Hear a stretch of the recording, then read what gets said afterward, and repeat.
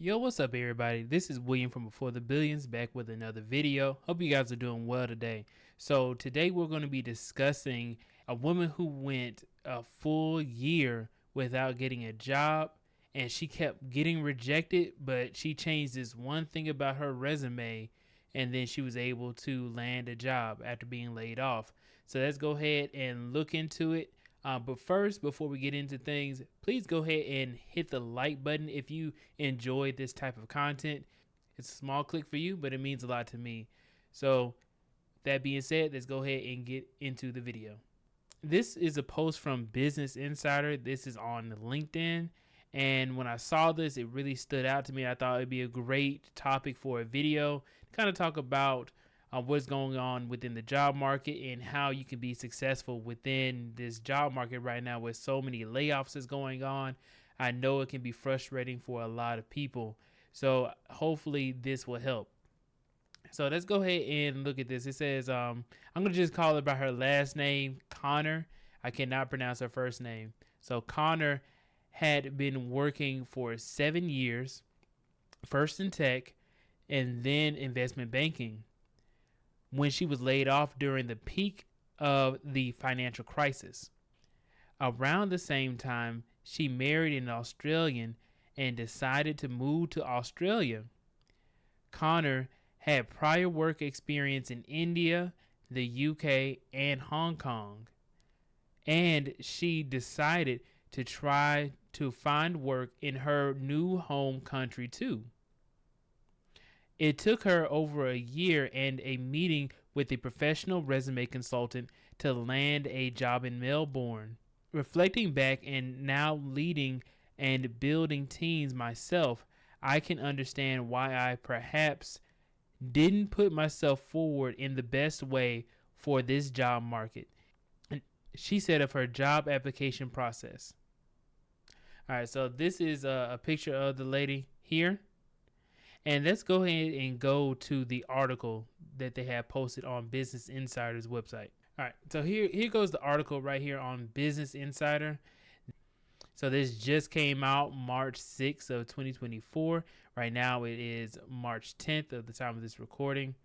So let's go ahead and look into it. So this is the part where it starts off after the LinkedIn post.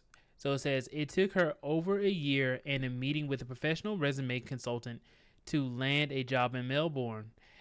Before we move on from that part, I will say this, is that a lot of people do not realize that when they're going to college, that their career services department does provide a resume consultancy a lot of the time. I used to work for career services back at Georgia State University, and I will say that they will go through your resume and make sure that you're able to be efficient with creating your own resume going forward.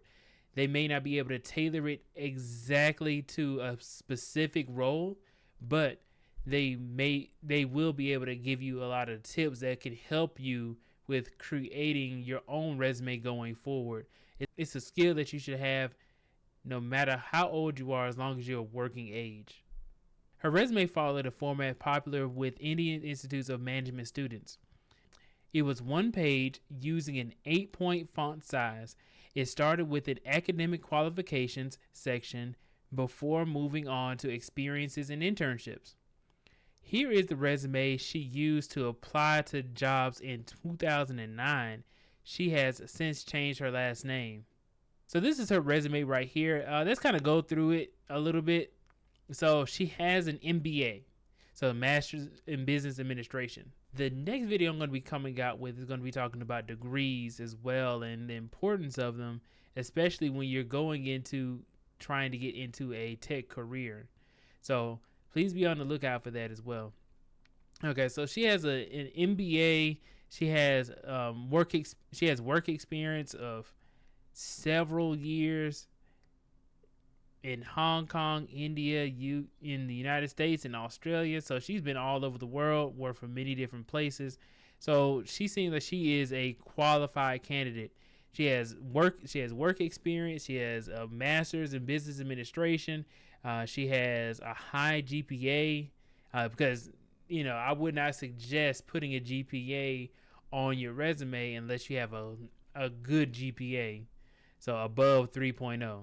So it looks like she has a lot of education and a lot of work experience here. She has a lot. Uh,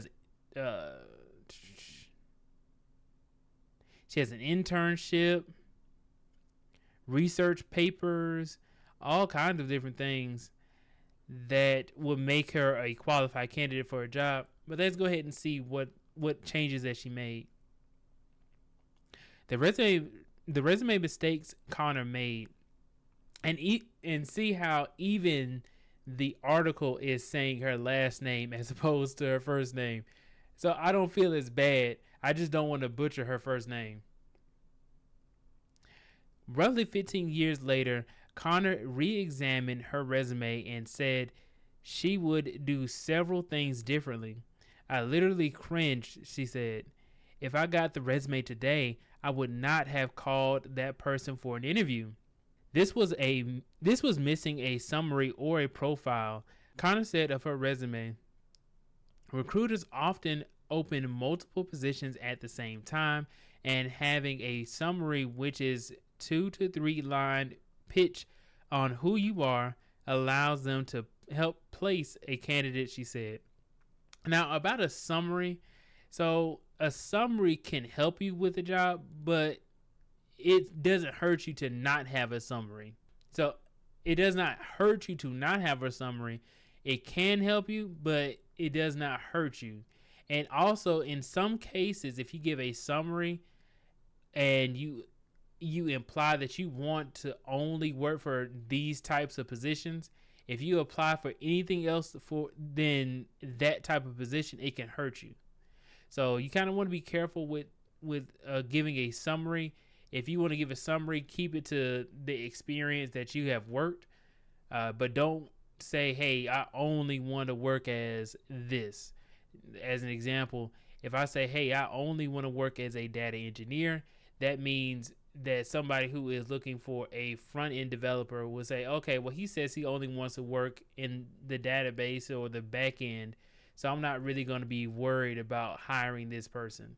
So that's the only thing about a summary that I can see. But it would be helpful if you do want to tailor your resume for a particular job. And then the next one says experience first. I had been in investment banking and tech consulting for a while, Connor said. Despite having several years of experience, she started her resume with academic qualifications and had sections on research papers and leadership positions she held in university. It just seems like a very new university student kind of resume in hindsight. And I can agree with this part where it says experience first, because experience is the first thing that they're going to be looking for along with your skills. But that is after you already get your work experience. If you're a new grad, then I would suggest that you go ahead and put your education first. If you have professional experience, then I'll put your professional experience first. Translate your achievements. Is very difficult to get into. It's very selective. But when I came here, people did not know what it was. Connor said about the Indian University where she pursued her master's. If you're applying for a job overseas, help a foreign employer understand the scale or prestige of your background.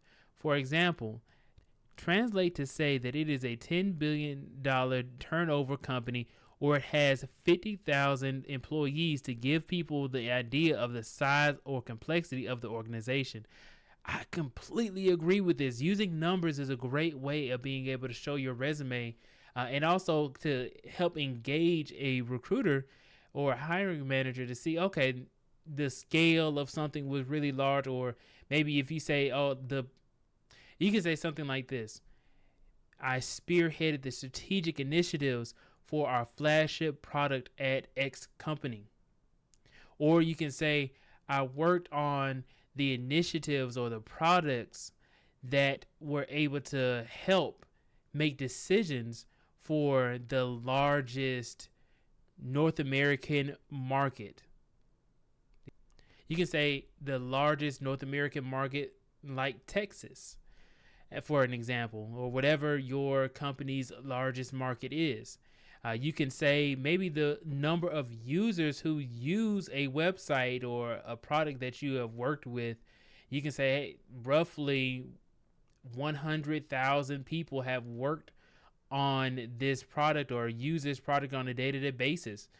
A lot of those things, using numbers or qualifying the skills that you have by using numbers or using some fancy wording to be able to help the recruiter understand what is a scale or how important something is. I completely agree with this statement here. All right, so then it says cater to local employers. Each country has its own lingo, Connor said. In retrospect, she would write career highlights instead of work experience. That's a good point. I didn't realize that. Because in Australia, work experience is something school students do for free to understand the industry, Connor said. She added that employers in Australia prefer multi-page resumes. That is interesting. I have always heard that I'm in the United States, I'm in North America, and I have always heard that you have a one-page resume unless you just have so much experience and you can't consolidate all of that into one page. Recruiters would like for you to be able to go through your resume without having to sit there and read through several pages. In North America, at least, they want to be able to, they see so many resumes on a day-to-day basis. They want to be able to get through the resumes as quickly as possible. They want to see the skill right there and know that, okay, you're the right candidate. They go through hundreds of resumes. Why would they not want to go ahead and just find the person? Because they are timed based off of their key performance indicators to see, okay, well, are you actually able to engage this person by a certain period of time? Are you able to find a person for this role as quickly as possible? They get dinged if they are not able to do those types of things. So the longer it takes for a recruiter to be able to fill a position, the worse off for them, because that's their money on the line at the end of the day. So it's interesting to see that in Australia, they prefer multi-page resumes. So it says, once Connor revamped her resume with a summary and highlights of her professional experience, she said she began landing more interviews and got her first offer 3 months later. Once Connor revamped her resume with a summary and highlights of her professional experience, she said she began landing more interviews and got her first offer 3 months later. Connor went on to work for large businesses in their consulting and consumer goods departments before taking on her current role as an executive at a retail chain. Connor also runs a career building consultancy that reviews resumes. That's awesome right there. I think that's really good. Her top tip for resumes is to focus on the next story you're trying to write for yourself. I think a lot of people use resumes to just collate what they've I think a lot of people use resumes to just collate what they've done in the past, whereas the bigger job for a resume is to market you for the future, Connor said. Great point right there. All right, so that is essentially the end of the article right there. Let me know what you guys thought about this analysis and then also about this article right here. I think it was, overall, my own opinion, I think that was a great article. I think it highlights what's going on in the markets as well. She's worked in many different countries, so it kind of gives you a little bit more of a well-rounded type of a work experience that she's been working with. So Connor gave a great Connor gave a great interview with this article for Business Insider. I believe that when it comes to the layoffs that are coming up for so many people, it's important for us to be able to understand how to be able to tailor your resume for the future. So with that being said, guys, please go ahead and hit the like button. Also, subscribe to the channel if you haven't done so already, and also hit that bell notification icon if you want to be notified whenever I make new videos on YouTube. In addition to that, please go ahead and click the link down in the description below, so that way you can join the Discord chat and then be able to speak with me or anybody else within the BTB squad. I would really appreciate it. So with that being said, guys, I will see you all in the next video. You could have been anywhere in the world, but you're here with me, and I really do appreciate you.